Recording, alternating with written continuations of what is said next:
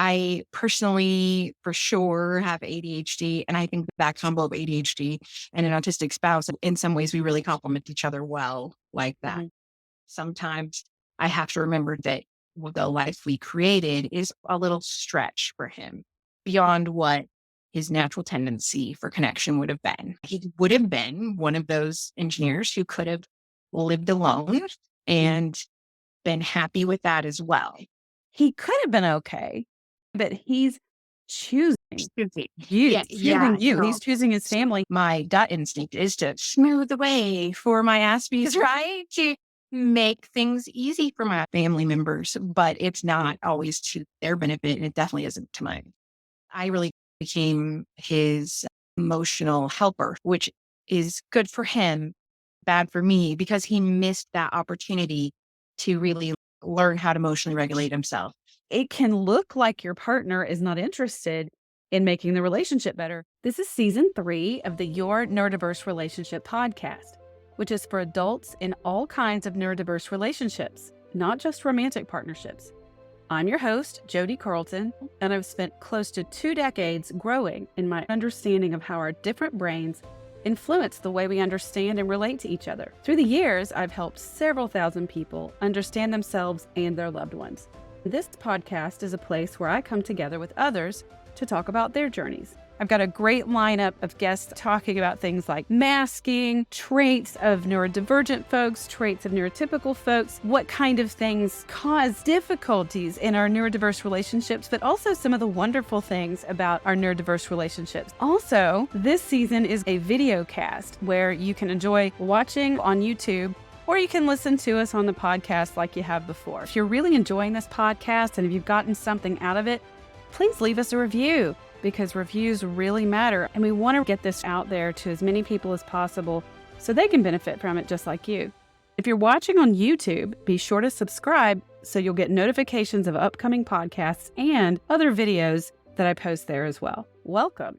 What will we talk about today? Hello, Melissa. I'm really glad that you're here today. Melissa's been in my Facebook group for a while and has been one of my moderators, and she and I've chatted a few times, and I'm glad you decided to be here today. So welcome. And why don't you just tell our listeners a little bit about you and why you decided to be on the podcast? Awesome. Thank you. My name is Melissa. I have been married to my favorite neurodivergent person in the world since we were just babies. We've been married for this will be our 25th year in a couple of months. We have 3, of course, neurodivergent kiddos ourselves. And I also fall a little bit on the neurodivergent spectrum, I would say. I have ADHD, but I have at least 2 members of my family that are identified as autistic, and I adore them. I just wish that the world could understand them a little bit better. I wanted to come and be on the podcast because I have struggled through different seasons throughout our marriage. Any long marriage does, for sure, but we've had that added spiciness that autism can add to a marriage and trying to raise neurodivergent kids. I really just wanted to come on the podcast to kind of share some encouragement and some tips, some things that worked for us, but also share that when you're in those hard spots, there can be hope that things can get better.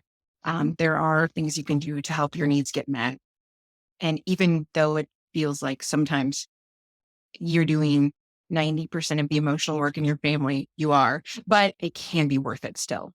And for me, it is, at least. So I just wanted to come on and give a little encouragement, give a little insight on what's worked for our marriage over the years. I don't really plan on going anywhere this month. No, I'm just kidding. Just kidding.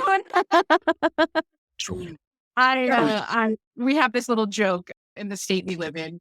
After 22, 23, 24 years, somewhere around there, you have financial parity until retirement, and which works out really good for me, right? And I'm like, don't push me because I get half for forever. Get that way out. Okay.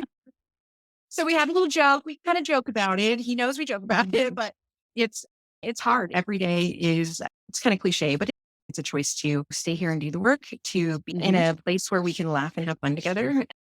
But for me, it's worth it. So you said you think you're somewhere on that neurodiverse spectrum. You've got the 2 kiddos. And I just wanted to highlight that neurodivergence is different brain from the typical brain. Actually, I had a video about the bell curve when it comes to the way the brain processes information or whatever those traits are that Oh, we look sure. at for neurodiversity. You've got the neurotypical folks who are at that top of that bell curve, which is the larger majority of the population. But then you've got your neurodivergent folks down here at the edges. And some of those traits are like extra capabilities, some of the what I call the superpowers, just the Mhm. really amazing capacity to do or whatever. On the other side, you've got some difficulty, some challenges, some traits, some things that are missing that other people have. But the thing is, with neurodivergence, it's about those differences. And so we've got autistic neurodivergence, which is like a certain combination of all those traits. We Yep. also have ADHD neurodivergence and learning disabilities and just all sorts of different things. So, what you're talking about with your family there is you've got just a whole lot of mixed neurotypes there, and you've got a cocktail of It differences. It is. And I think, honestly, my husband and I were both identified as gifted learners through school or whatever. We consider ourselves to be pretty lifelong learners, smart people. That's part of why we get along so great, is that we just have this kind of sense of humor and shared background and knowledge about stuff. So I think that some of the traits really overlap with neurodivergence too, right? When you're trying to get a kiddo diagnosed, you have that overlap. Is it a gifted thing? Is it an autistic thing? Is it an ADHD thing? Is it an autistic ADHD thing? Is it just gifted? Is it not gifted? Or is it, so I think some of that is that neurodivergent feathers flock together a little bit too. I personally, for sure, have ADHD, and I think that combo of ADHD and an autistic spouse, I've seen that more than once in our group. In some ways, we really complement each other well, like that. Mhm. I actually see that combination a lot. And Yeah. there is something about some of those overlapping traits that you have in common that I Yeah. think connect people. Then the challenge can be is that both the autistic neurodivergent and the ADHD have some executive dysfunction difficulties. So Yeah. can you speak to that and what that's been like in your relationship? About the like executive function difficulties. Okay, marriages have that fight. The fight that happens over and over again. For us, it is about being messy. Me specifically being messy. Mm, So I am a million projects at one time kind of person. I also am the primary parent for our kiddos. So, and I have to pull that and put that away. So there's that kind of linear process for him, start, middle, end. mhm, Meanwhile, I literally actually go and buy more laundry baskets occasionally because the laundry is still in laundry baskets and yeah. I can't find an empty laundry basket. And that drives him batty. And our workspace right now, I am in my husband's office because I can't do a video in my work studio because it is way too cluttery to even have a spot to set the phone down. And that drives him crazy. As an ADHD person, I try to be respectful of his need for order and keep the island cleaned up or whatever. But honestly, sometimes it just gets out of control because all of our kids are individually cute. Do you have 83 million Legos on your coffee table? I do. Sometimes I'll just sweep everything into these boxes and I'll be like, I will sort through those when I get a Mhm. minute. Oh Lord, they're called boxes of dooms in our house because I have many of them. And I know where stuff is though, right? If I need to find a permission slip or a school, I know where that is. It drives him completely batty. And he gets pretty frustrated about it sometimes. He'll be like, would you like me to help you? I can just throw it away. And I'm like, no, Mm, that's like devaluing everything that feels important to me about making memories. And there's like school projects in there that should go in the school mm, bin. There's school pictures in there. Maybe there's a card I want to say. To me, just throwing it all away is like devaluing everything about creating a yeah. family memories tradition that's important to me. Mhm. And plus, maybe there's like a crochet project I'm working on. I don't know. No, you can't just throw that away. There's stuff in there, right? It is a constant source of frustration for us. And I try to explain to him, like, I am not doing this intentionally. My brain works like this. Like, I interrupt projects, I set them down, I start other projects. This is how my brain works. I'm not doing this intentionally to like We had worked with an autism specific marriage counselor Mhm. for a couple of sessions at the beginning of the pandemic when we were home a lot. And honestly, I was like, I don't know if I can keep doing this life like this. I was really in that mode where I just felt like so criticized all the time. Just like, Mm. if you are not happy here, the kids stress you out, if I stress, why are you here? If you just cannot get around being happy around us, like, why are you here? And the beautiful thing is she was able to finally, after 22 years, can get the point across to him that offering to throw away the boxes is the opposite of offering to help. To me, that feels devaluing. It feels debasing. It feels like you don't understand what's important to me.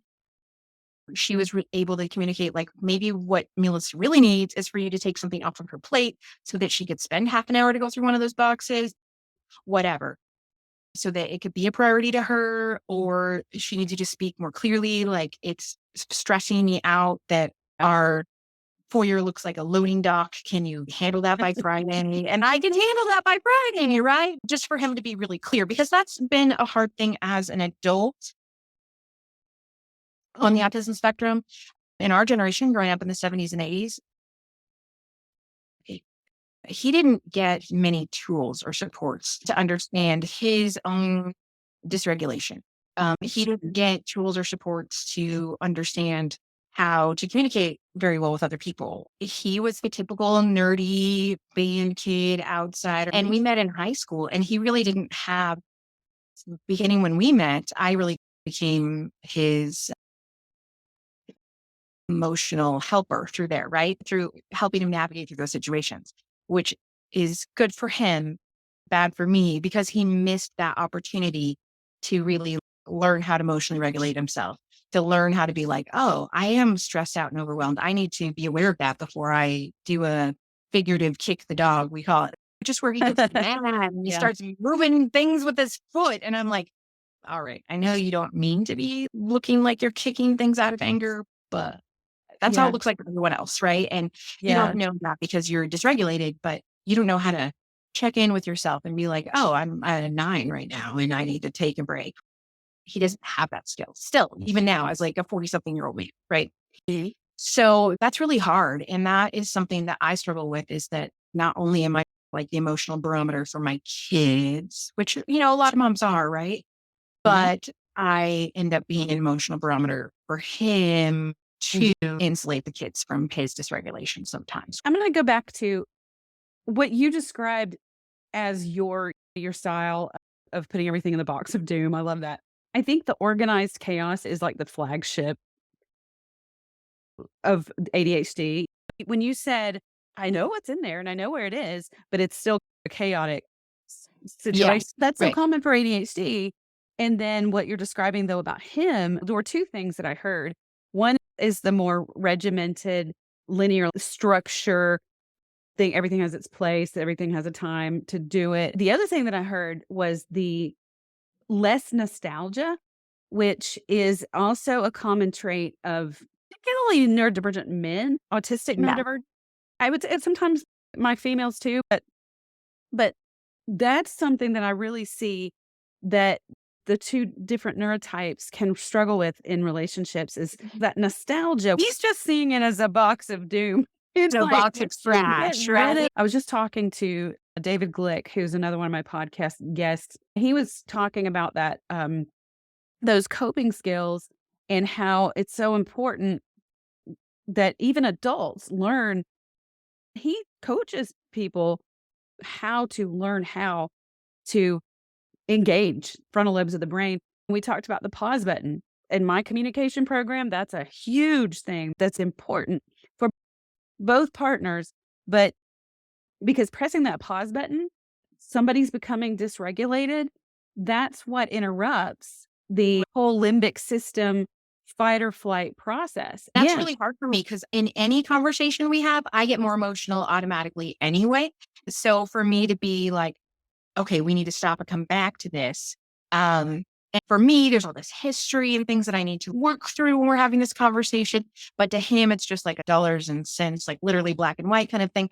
And so it's hard sometimes because I have to be almost like the executive function for both of us. So here's something that I've learned over time. When he is feeling disconnected from me, or he knows that I'm frustrated or upset about something, he doesn't always know what it is. He rarely knows what it is. And it's not because I'm like being obtuse or stereotypical female, not like that at all. He has no idea what it, he does this thing that I call pecking because it feels like pecking at me, but he's really just begging for connection.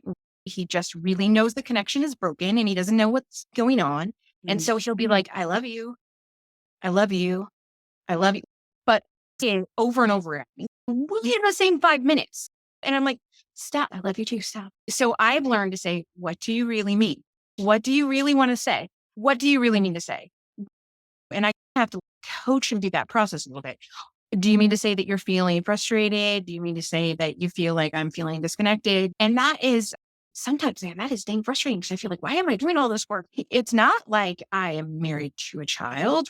I am married to a full grown man, but sometimes it's very frustrating because I do feel like I have to coach him through it in the same way that you would your kids.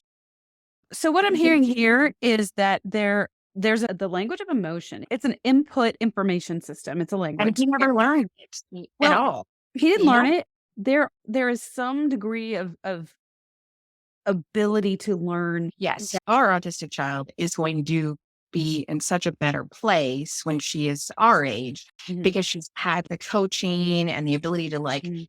oh, what I'm feeling is this. This experience, what the sensation is I'm having, the thoughts I'm having with it, just basically pull it all together. A lot of people who aren't really skilled in the language of emotion and don't understand it see it as a nuisance and problematic. It's something that gets in the way of logic when emotion is an information source. It's just as important as facts Right. and data. It is a form of data. It's a Right. more abstract form of data. That's Yep. one of the why early intervention is so important for Yes. children who are identified as being neurodivergent or having some traits. The early we can teach to connect those dots between, okay, this is what my body does. This is what I physiologically feel when this Yes. situation happens, and these thoughts are going right there with it. Oh, that's what that means. And then the next step to that is the regulation of the emotion. Yes. So when I do experience this, how do I regulate it so that I can express it? Other times, how do I regulate it? Some people who are autistic neurodivergent or just alexithymic, which is not just in the autistic population, but Right. alexithymic who really have that disconnect when Mhm. they see their partners or their family becoming very emotional. It's like you're saying with your husband, I don't know what's happening. He doesn't have that ability to connect the dots within himself. He Mhm. doesn't know what's happening with you. So he's just trying to run a script of code. It's like running a script of code, honestly, with fine little tuning. Is it? No, that's not quite right. Okay, let's try again. Yeah. You were saying that you're carrying the emotional load. And it sounds like to me, you're the one that speaks the language. And so you're having to translate for that language. You translate to help him understand what's happening. If you can give him a script that's different versus cueing him in that moment Yeah. of what to do. I have another couple actually, and when I was coaching them, I banned "I love you" from the conversation. They were like, "What? We need to be able to say I love you." And I'm like, "No, we're gonna ban the conversation. We're gonna ban those words for a whole month so that you can, in that moment, stop and think, like you just said, what do I actually want to say here? Do I want to say, I'm scared, I'm uncomfortable, I don't know what to do, I'm nervous, what? And Uh-huh. those are all feeling words.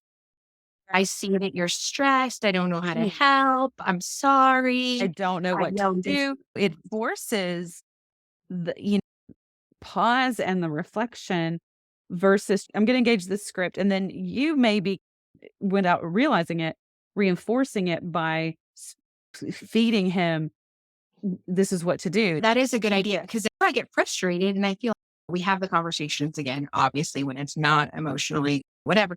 But man, sometimes it is hard because I'm like, we've had this conversation many times and we Mhm. still fall into the same patterns. Sometimes, even when they have the tools, it's hard for them to remember to To engage remember them. to use them. It's like Yeah, muscle memory. It's like any it habit is. that's learned. And so it takes time practicing it, doing it over and over again before it starts to engage as the habit. Mhm. Uh, you said it's something that repeats. In Yeah. relationships, we get into those cycles, but it only takes one person Yeah. changing the pattern.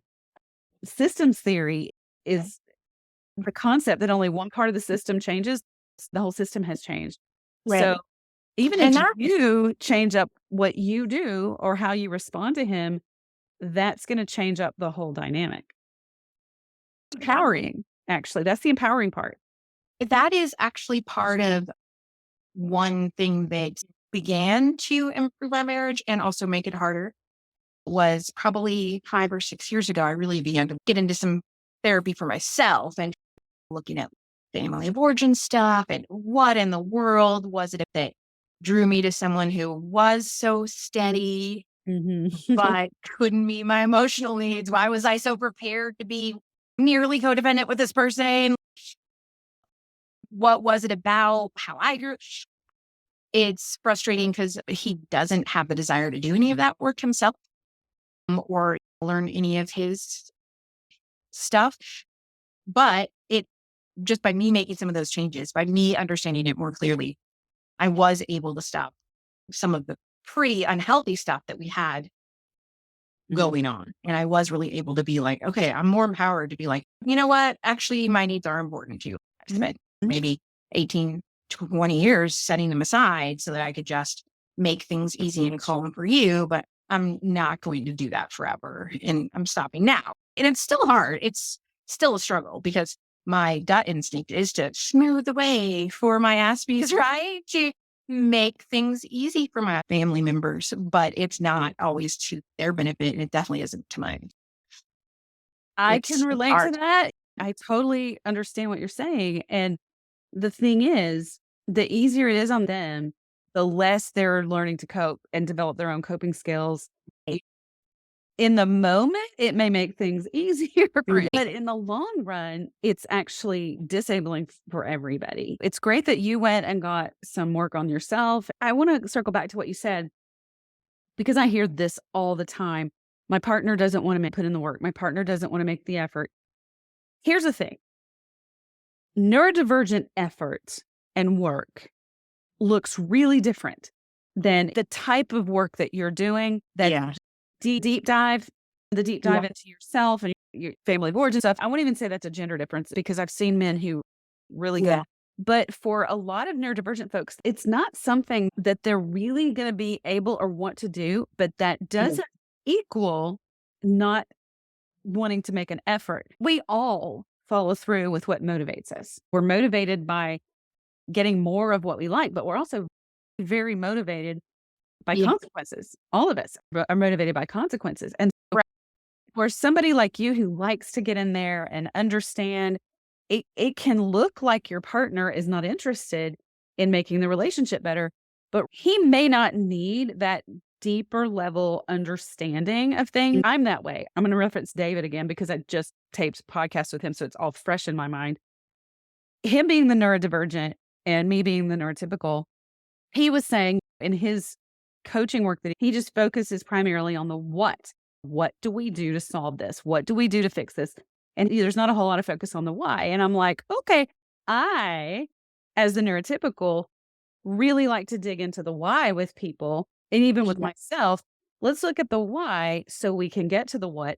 And it's not like he doesn't understand it and he doesn't go there, but it's not where his focus is, even in his coaching. Yeah. I know you're totally tracking. And I think one thing too that helped me was also coming into understanding, really like the gut understanding, is that he might not need as much from the marriage. His idea of perfect marriage and perfect level of emotional intimacy might be like here, and mine might be off the chart compared to his. I had to come to understanding he could be perfectly content with our relationship and our marriage. Even if I'm completely miserable, his needs would still be met. He would still have enough of the relationship, the connection, the partnership, even if I was like rolling in the muck miserable about it, right? And I had to come to that. We just sometimes have different needs, different levels of needs. that are going to be met in that situation. I'm coming to the point where it's okay. I understand that. I adore my husband and he adores our kids. He is a good dad and a good provider.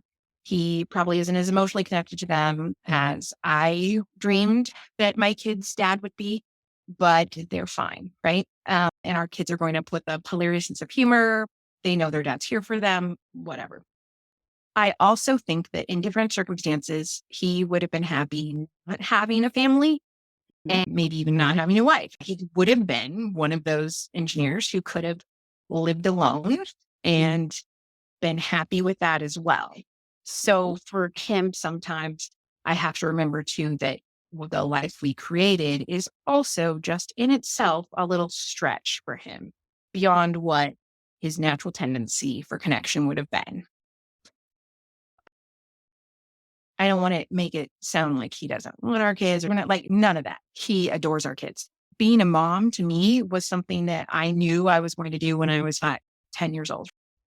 That was going to be a part of my life. And I knew that. I don't think that he had that same drive. That is an interesting dynamic when you realize, okay, maybe in a different life, in a different story, in a parallel universe, this guy might have been happy being by himself too. But he's here and he's showing up and he's doing the work and he's providing for our family and he's doing all of these hard things for him. So let's break that down because I know that there are many people who would have been content and fulfilled in their lives. What you just said, though, when you said it's hard, he could have done without me. That's the meaning. I have my communication program where I go through the stages of communication, and the meaning that we assign to something is what hurts us the most, is how we interpret that. So what I'm hearing from you is your interpretation of that is like, he'd been okay with me, be okay without me. That hurts. Am I not that valuable to him? However, I want to reframe that for you because to me, the value that he has in you is even bigger because he could have been okay, but he's choosing you. He's choosing you. No, He's choosing his family. He's choosing to stick around. And so that to me, it's less of I had to have a wife and family in order to be a whole person. So you're the one that ended up in my world. Right. I could have been a whole person without this, but I chose you. I don't feel that way. I don't feel disposable. He picked me. So I know that. And he's choosing to stay. He's choosing to create this life with me. And I love that. I just acknowledge that it is maybe not fulfilling to him in the same way that it is to me to have this marriage and this life and this family. I appreciate that he shows up and then he's here and he's doing the work. And when I'm struggling with feeling like my needs aren't getting met, that's one thing that really helps reframe it for me is to really focus on the things I super do appreciate about him and that I see he's doing. For instance, today it's snowy where we live and really icy. Cars are sliding off the road all over the place. That never happens to me or anyone in my family because he is super great about making sure we have all-wheel drive vehicles and we have snow tires and stuff. He is great about that, right? This morning, I drove the kids to school and I came home and I just told him, I just want to tell you, I appreciate that I drove to school today with zero problems. And I saw people pulled off on the side of the road, slide offs. And I know you do that for us. I know that you make sure that we have some car to drive, whatever. But my point is that if I stop and appreciate the things that I see that he does, that are uniquely his skills and talents, that are ways that he's serving our family, that aren't loading the dishwasher or taking me out on a date night, things that are more coached from me, but things that are really his innate talents and the things that he cares about deeply. And the things that he does for our family and ways he serves our family, it's easy for me to overlook those things. But I really need to stop and say, I actually super appreciate that. I appreciate that I have not had a check bounce in 26 years. For an ADHD person, that's amazing. That is a feat. That's really good. That's because he manages like our accounts and he gives me a heads up. Hey, you only have a couple $100 until next payday, so slow your roll. Yeah. The reality is, Melissa, that no partner in a couple relationship is going to get 100% of their needs met. And that's because are such different human beings. We are. Different sets of needs and different sets of abilities that we bring to our relationships. A lot of times we go into a relationship thinking that partner is going to be what fulfills us, and Yeah. that those needs are going to get met. When really, when you got two people who choose to be in partnership together and to do life together, who are very different human beings, those needs are going to be different. And at times, there's just not going to be alignment. Now, is there alignment? I talk about deal breakers and what really matters to me. And you know what? It would be great if this was met for me, but I can live For without that. sure. You really just have to look at, because truthfully, every single relationship needs are not going to all get met. They're just not. Yeah. Yeah. They really, they aren't. And it's hard when you're like, okay, but if you're my person and you're supposed to meet my needs, it's hard. We grew up together really in some ways because we got married in college when we were 21, and we were in evangelical Christian culture at that time. That was really a time of his needs and her needs and marriage conferences and very, what men are from Mars, women are from Venus, like whatever, right?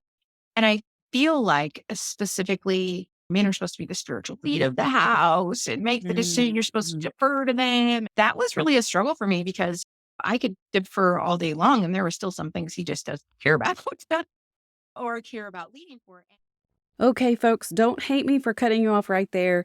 Melissa goes on to have a really in-depth conversation with me about her faith and how it has evolved and changed through the years, and how she and her husband have been on that journey together. I felt like it deserved its own episode. So many of you are going to relate to Melissa, so be sure and tune in 2 weeks to hear the rest of my conversation with Melissa. Thank you so much to all of my guests of Season 3 of the Your Neurodiverse Relationship podcast. These folks are bringing their lives to you to help all of you out there who are trying to figure out your own relationships. If you'd ever be interested in being on a podcast, just email us at gethelp@jodicarlton.com. Also, be sure to visit me online at jodicarlton.com to see all the resources that I have available to you. Until next time.